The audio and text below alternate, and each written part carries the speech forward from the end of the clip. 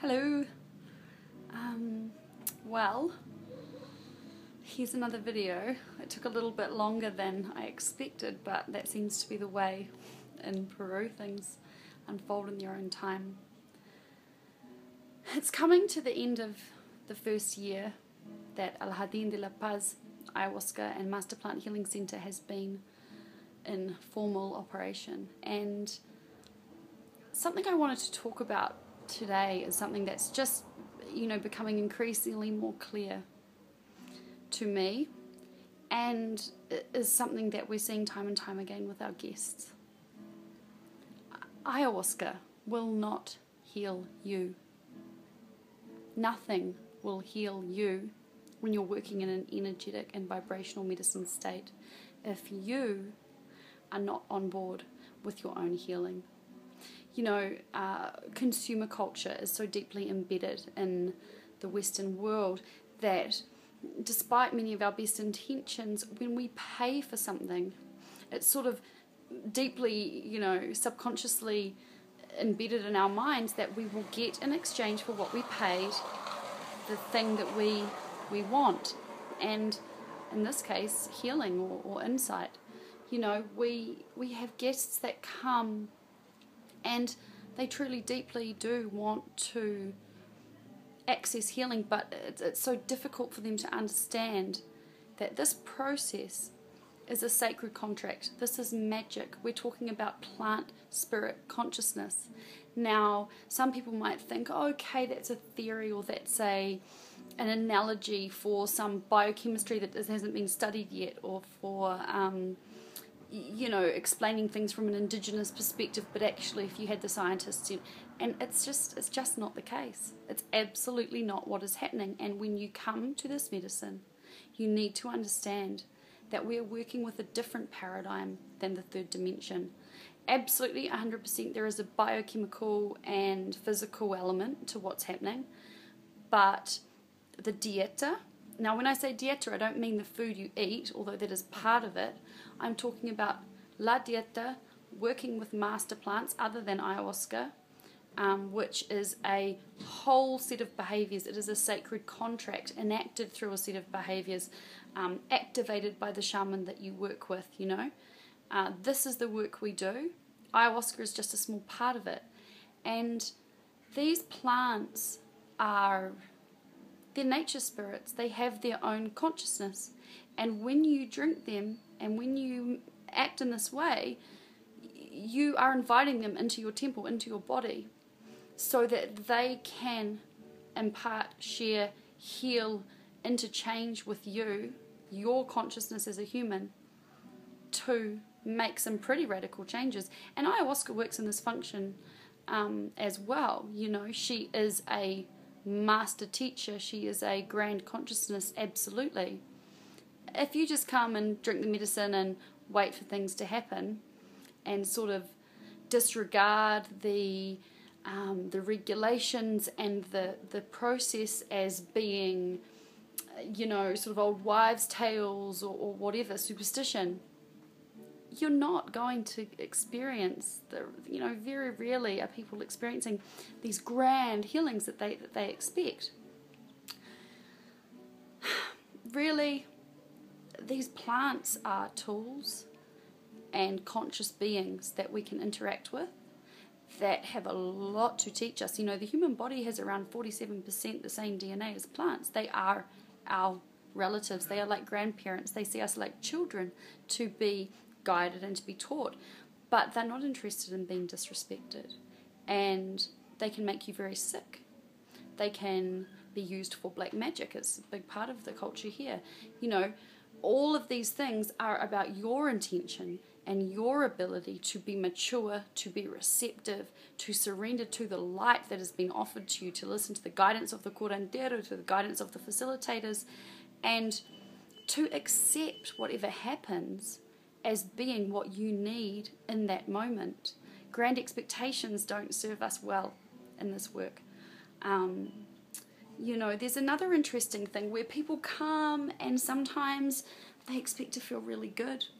they expect to be having these amazing insights, and some people are jumping for joy and heaps of energy, and we're having to say, you know, buddy, go and relax, you're meant to be relaxing in your heart. But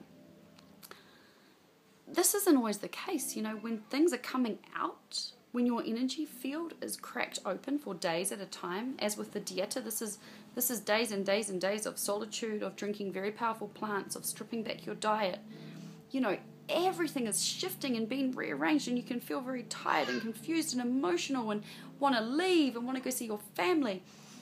And you need to follow through with the sacred contract you have made with these plants and with yourself. This is where the real benefits come, hanging in there, you know, meeting your edge, all of the stuff.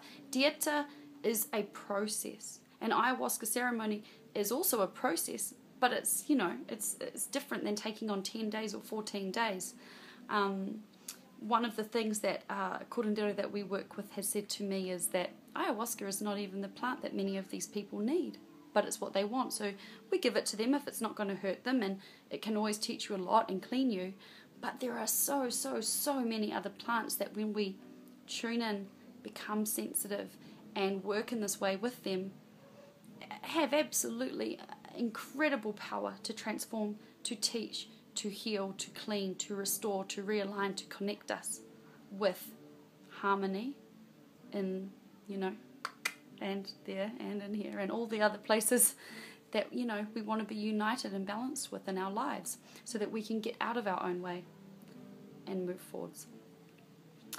There's an interesting thing that I sort of realized around the difficulty of dieta, the archetype of the wounded healer, you know, and I'm talking about us taking responsibility for our own healing.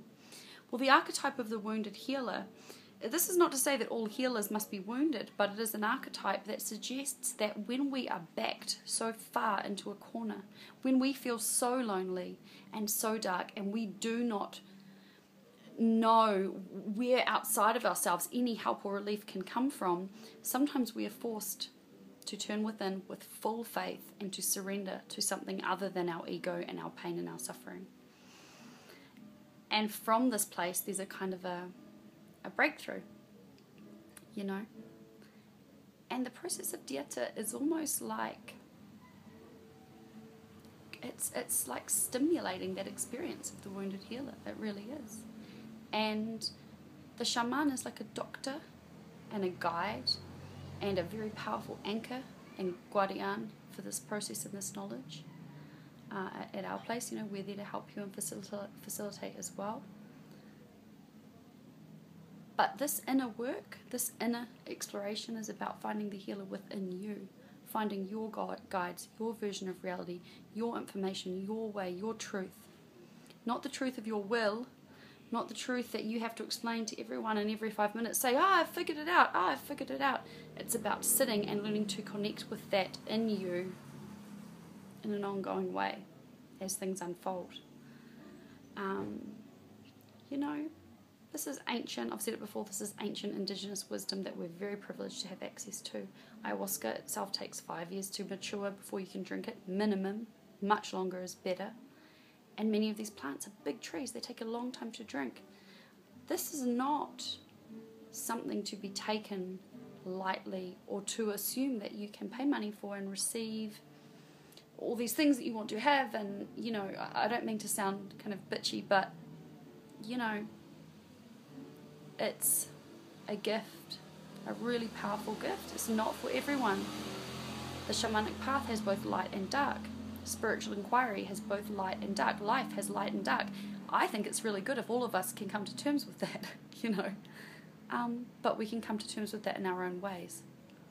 So those are some thoughts I wanted to share a little deeper on the nature of the work that we do at El Jardín de la Paz.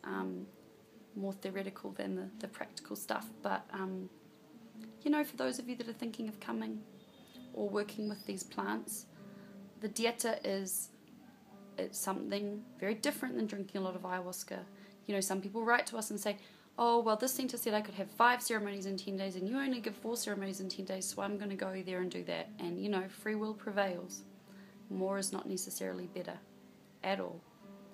And booking your flight to leave the day that you finish is not a good idea either, and expecting to pay your $1,500 and just do nothing and be catered to and leave enlightened is also probably not going to work. You know, these are the kind of thoughts that I'm sitting with at the end of our first year. I'm also sitting with, again, just like deepened awe for the fact that everything we need is provided by nature. You know, really at the core of it, life and death are inseparable. Everything's connected. We are one, as above, so below. All the catchphrases, you know.